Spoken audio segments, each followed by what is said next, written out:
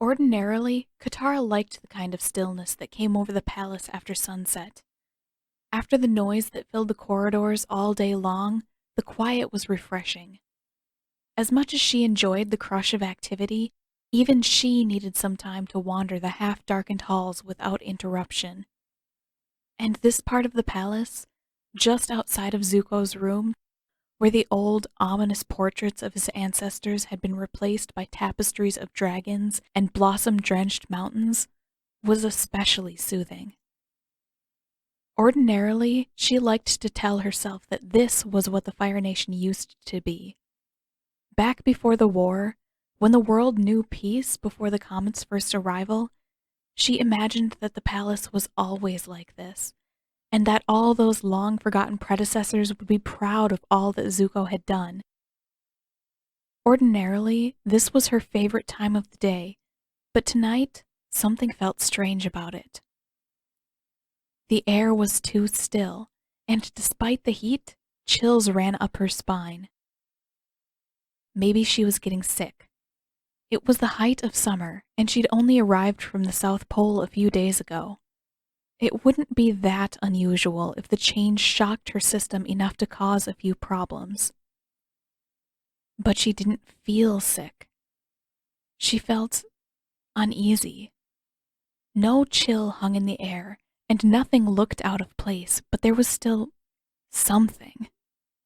Enough to quicken her pulse and stand the fine hairs on the back of her neck on end. It's nothing. It's nothing. It's nothing. She nearly managed to convince herself before she passed Zuko's door. Guards. That was it. That was what felt different, what felt wrong. All the guards who usually lined the corridors, standing still and silent, barring nearly everyone except her, were missing. And when she leaned in closer, her head nearly brushing the rich engravings, she heard a distinct, unmistakable thump on the other side. She didn't knock. She didn't wait for any further signs of trouble. She couldn't. If Katara was mistaken, then she was certain that Zuko would forgive her intrusion one way or another. And if she wasn't mistaken, it didn't bear thinking about. She burst through the unlocked door, drawing water from every source she could find. Pitchers of drinking water, potted plants, even the air itself lent its moisture to her, and she surged inward. The knife was the first thing she saw. Long and slim and practically glistening and pointing straight at Zuko's heart. That was all she needed to see. Katara became a whirlwind, sending her water slicing through the air. The blade clattered to the floor while tendrils of water wrapped tight around the man's wrists, wrenching him back. Wide-eyed, Zuko slid to the side, out of reach. "Katara, what are you?" She pulled the man to the side and pushed him face first into the wall, then froze his hands together. "I think I should be asking you the same thing. Who is this? Why aren't your guards here?" He shook his head. "I don't know. Do you have him?" She nodded. "Go find someone. Quick." It felt like an eternity before he came back with the guards. A silent, uncomfortable eternity of watching, of noticing the rage boiling under the surface of the man's expression. Noticing the way the dark eyes kept darting around, fixing on Katara before trying to wriggle out of his icy bonds. Noticing the razor-sharp edge of the blade lying on the floor. She'd been close. Too close. Another few seconds and she might have lost Zuko. How could anyone have let this happen to him? It took a considerable amount of effort to keep her focus on the assassin when Zuko did return. She wanted to look at him. She wanted to check that he was okay. But something told her that if she so much as took her eyes off of the man before he was in chains, things could go wrong all over again. That she could lose Zuko for real this time. "Sorry you had to see that." She almost didn't recognize his voice when he spoke. It was quiet and almost resigned, like he'd expected this, like he was used to this. Katara turned back to stare at him as the guards closed in on the assassin. He wouldn't look at her. "Take him out of here." His voice was stronger this time. "See that he's locked up and search the rest of the grounds. I'll be fine here." With that, the guards nodded, filing out one by one with the assassin surrounded, his arms pinned behind his back.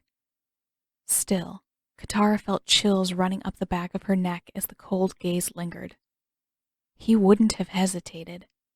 If he could get free, he'd attack Zuko all over again. Zuko dropped onto the edge of his bed and rubbed both eyes with the heels of his hands. Arms crossed, Katara stared at him. "That's it?" He tilted his head just far enough to meet her eyes. "What?" "That guy almost killed you, and you're going back to sleep like nothing happened?" A scoff, and he rubbed his forehead this time. "Who said anything about sleeping?" "Then what are you doing?" "Not sleeping." He sat up straighter. "You can go. I'll post a few extra guards outside your room."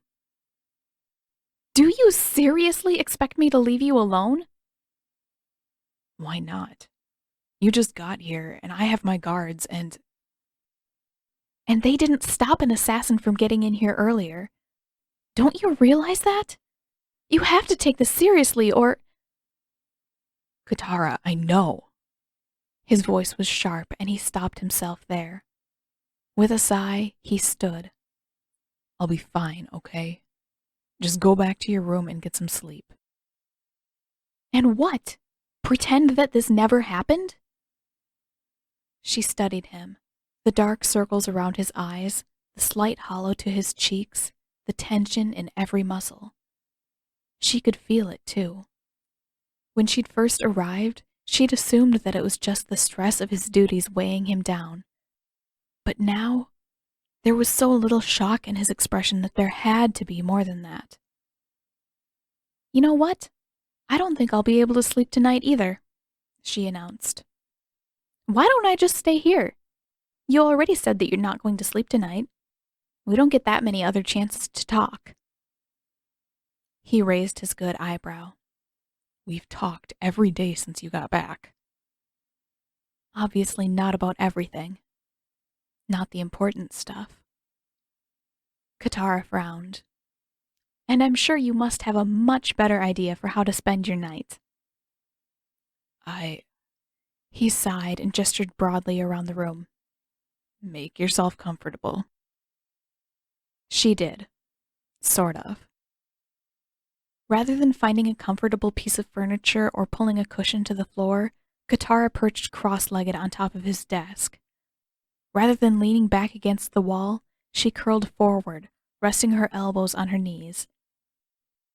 And then she stared at Zuko. Nothing else. She just stared. He blinked at her. "What are you—" A pause. "You know what? I don't think I want to know." With a sigh, he pushed to his feet and retrieved a scroll from beside her. "If you're just going to sit on my desk all night, I'm going to get some work done." That was doubtful. Katara wasn't giving up that easily. She stared at him as he settled back on the edge of his bed and unfurled the scroll. She kept staring as he hunched over the paper draped across his lap and his forehead creased in thought.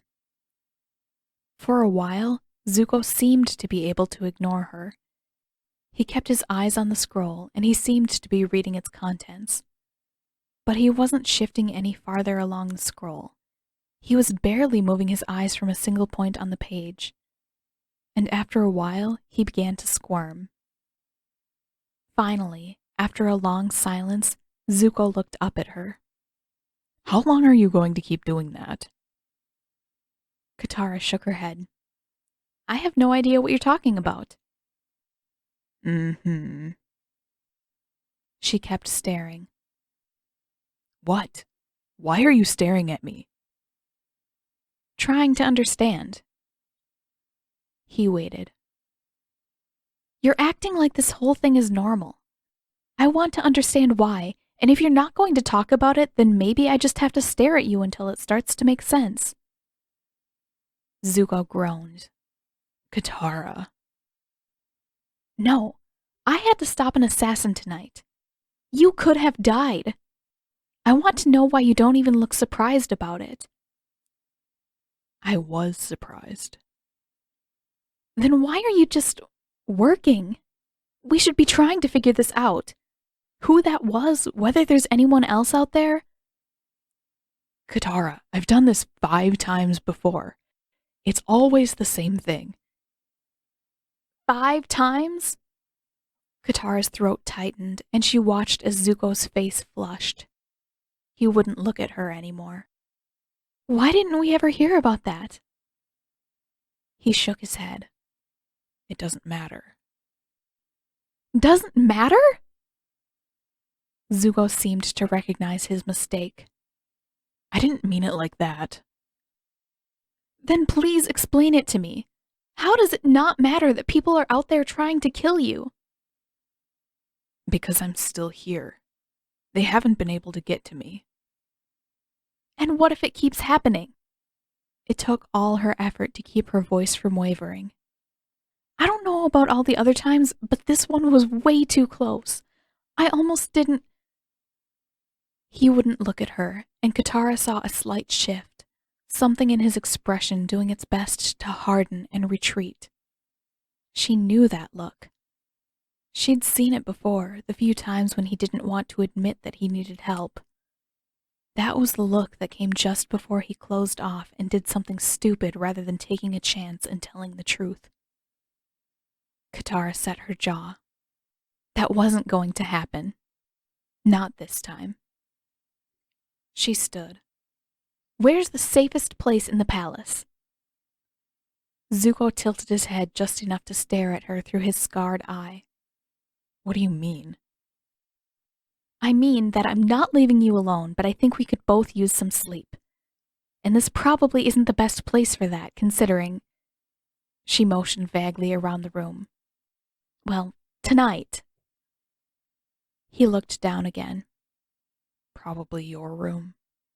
It was barely a mumble, but Katara heard it perfectly clearly. What? He flushed red and scuffed his palms up and down his thighs. I may have given you the safest bedroom in the palace. I mean, it's always been dangerous for you here in the Fire Nation. I wasn't going to put you in more danger. Her jaw hung slack. He'd done that for her? Why? Especially when things like this kept happening to him. Now wasn't the time for that. Katara crossed her arms tight across her chest. Safer than that. There really isn't. Zuko! He sighed. There's a private gallery behind the throne room. It's either that or the catacombs. Sounds good enough to me. Come on, Fire Lord.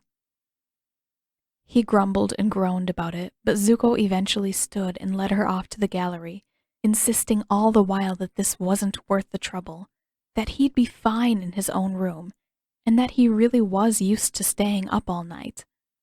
By the look of him, that last part didn't surprise her in the least, though he was probably more accustomed to poring over paperwork at all hours than sitting up to ward off would-be assassins. At least she hoped so. Here we are. Zuko unlocked the door and let her in, a flame flickering gently over his palm. No one has been here for ages. I don't even know if there are any candles or lamps. He raised his flame a little higher and studied the long, dark chamber. Not even one. But the door seems solid and no one can get in without going through the throne room. She looked up at him. Does it really matter if it's dark? It's better than taking your chances with another assassin. You can't seriously want to spend the rest of the night here. Why not? She crossed her arms and stared up at him. We've had to sleep in plenty of worse places than this.